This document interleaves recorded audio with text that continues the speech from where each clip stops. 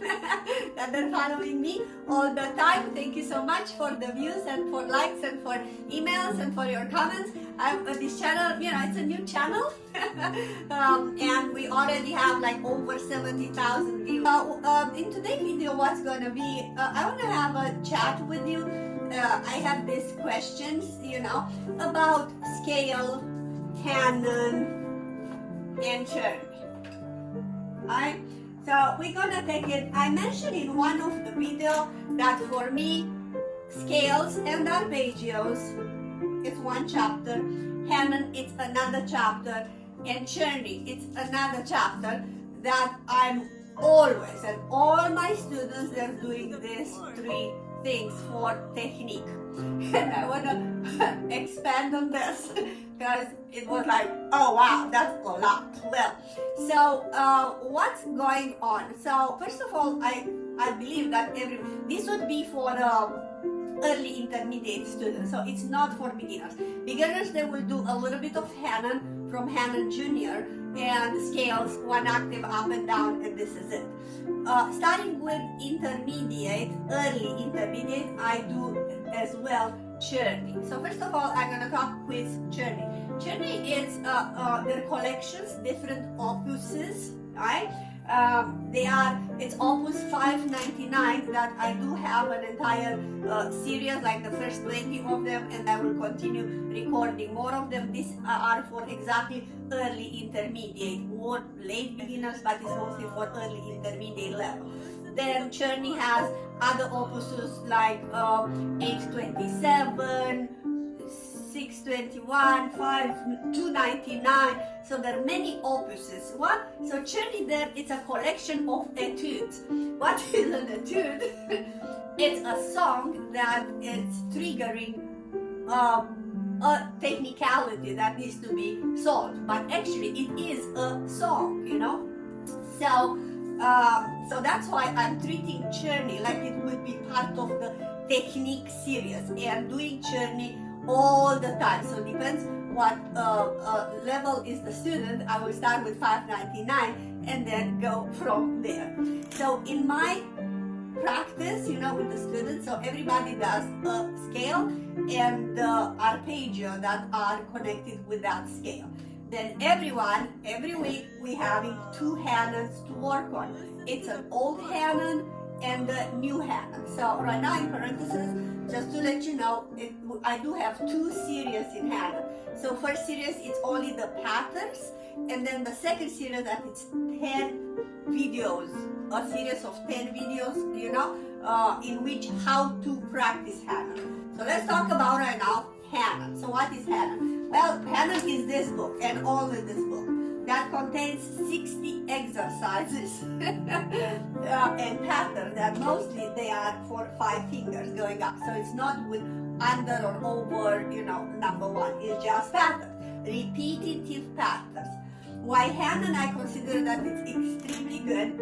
It's because even to the beginning of the HANON is saying preparatory exercises to acquire agility, independence, strength, and perfectly evenness in the fingers and wrist flexibility. It's called suppleness of the wrist, you know. So doing those exercises that they are repetitive,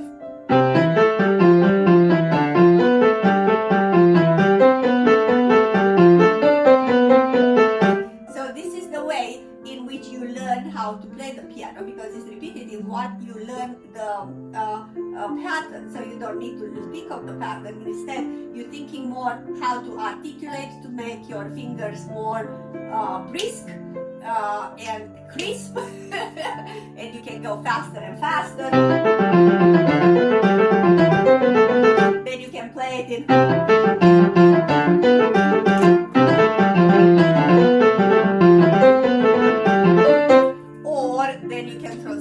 Exactly the same pattern with 2 sharps, 3 sharps, 4 flats, and that's how when your fingers they become stronger, and then that's how you achieve agility. That's down the road.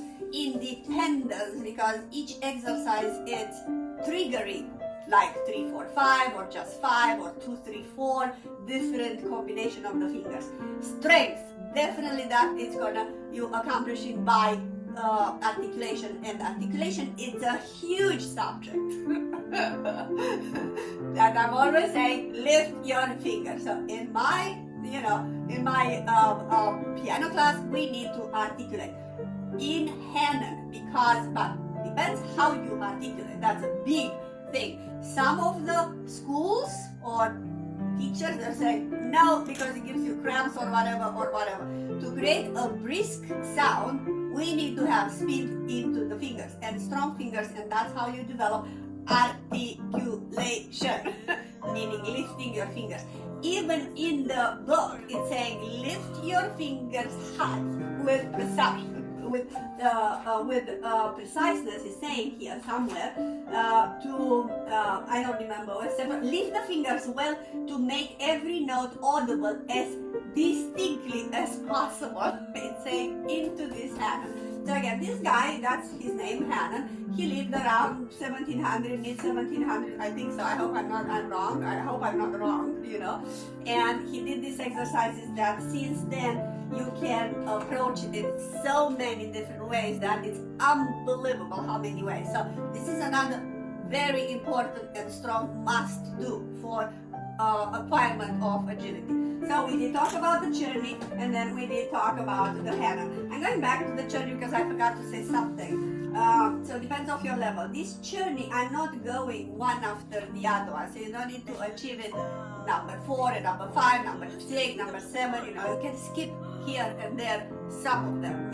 Depends on your skills, and your teacher you will be guided to do those that they are more important for you for different results, right?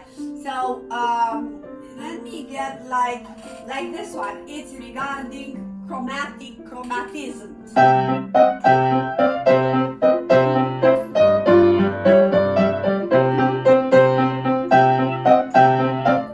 So they're like a little sonatinas, 3 lines,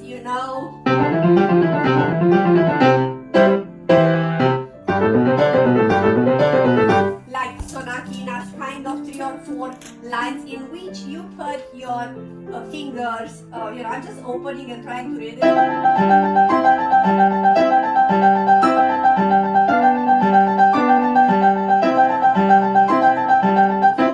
So you're trying to, look at this, this is cute.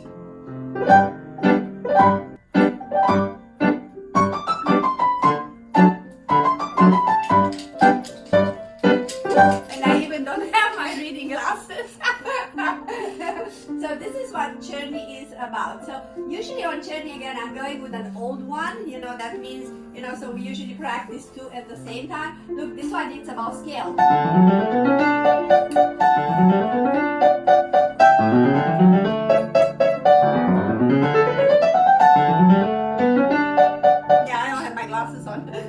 So this is $5.99. It's for early intermediate. You will have a lot of fun. Sometimes you have built-in like few of HANON on the same time. So you have swifters and so on and so forth. On this one, and they're very cute to do.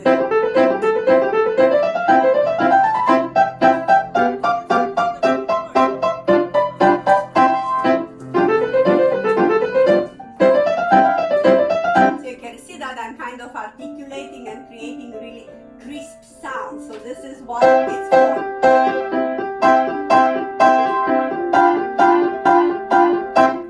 So as I said, some of the teachers, they don't know this work in regarding Czerny, but in Europe, I don't know, I thought everybody does it because in my school, everyone does Czerny. You cannot go away, and it's every year to the end of year test. We used to have a test, a big recital test with jury and stuff. You would be kicked out of the school if you would not pass with at least a B. Right, you could not pass with a C+, you don't pass, so you gotta have a B, not B minus. Czerny was mandatory, so you will need to know, depends on what level you were or which grade you were. At least 4 Czerny done, in some cases 6 Czerny a year, in some cases, 4, depends if they're harder or, you know, depends how they are, and in pretty fast speed. If you cannot play that fast speed, it's still a very good exercise for the fingers and for, you know, everyone. So right now, because it's very hard during a class that is usually 45 minutes or 1 hour with the students that are more advanced, for me to check on all the 3. So the student will do it, all of these 3, Czerny, HANON, and scales and arpeggio, during weeks, right? But at the class, I will not listen to all 3. So 1 week I will listen to HANON and scales, next week to Czerny and arpeggios, next week to Czerny and HANON. Depends which one I feel that it was lacking the other time, you know. So I go with the 2. Same, it's happening in your practice. So if you don't have time and you want to practice, you allow yourself about 45 minutes to practice, you know. I would allow a day.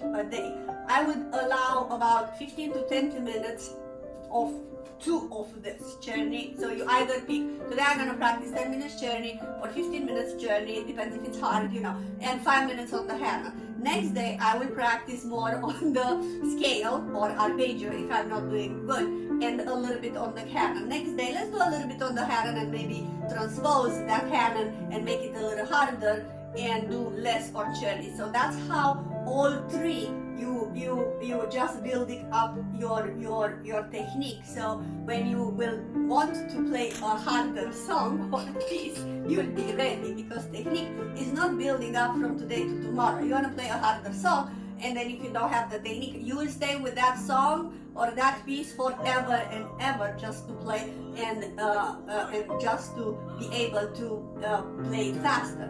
But if you do your work all the time, 10 minutes, 15 minutes, maximum 20 minutes on the average, you know, when you schedule your practice, if you do this work constantly, then any piece you will want to approach is becoming easier and easier, because your fingers, they start moving. So this was my talk in regarding scales and arpeggio. So you do have an entire course on the arpeggios, chords and arpeggios, that I just finished today recording, right? On my channel. So look there, chords and arpeggios, and you'll find them there, how to practice and which level you are. Then you do have all the scales into my scales playlist chapter, and you have all the scales up and down and split, right and left hand, minor, natural, melodic, harmonic. You do have another section with the HANON, all of them, how to play the 4-part series, and then it's a 10 parts series, you know, how to practice them, right?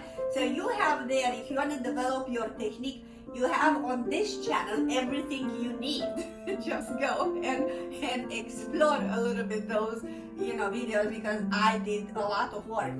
Regarding the scales, as I said, you do have everything, 2 octaves, you know, 2 octaves up and down.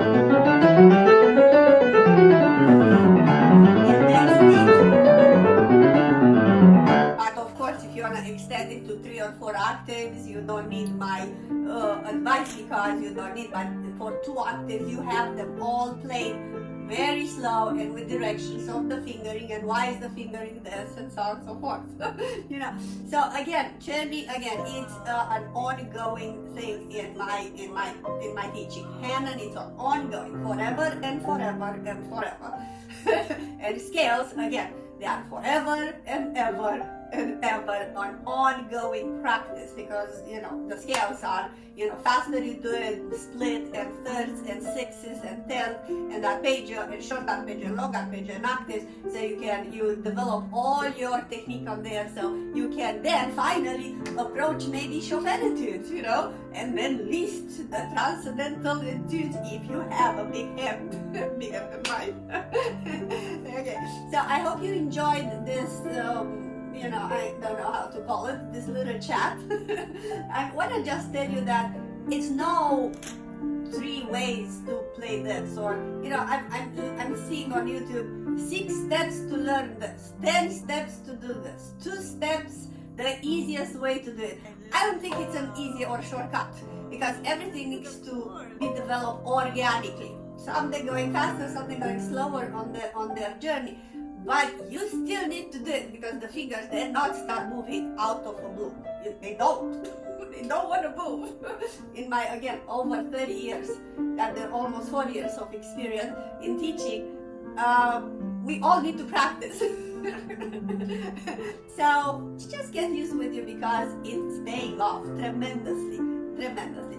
I love you, all of you, for good practice today and the next day. And I'll see you when I'll see you in the next one, because my next one they're gonna be more Czerny and more I'm working on the receiver referee. Okay, so yeah.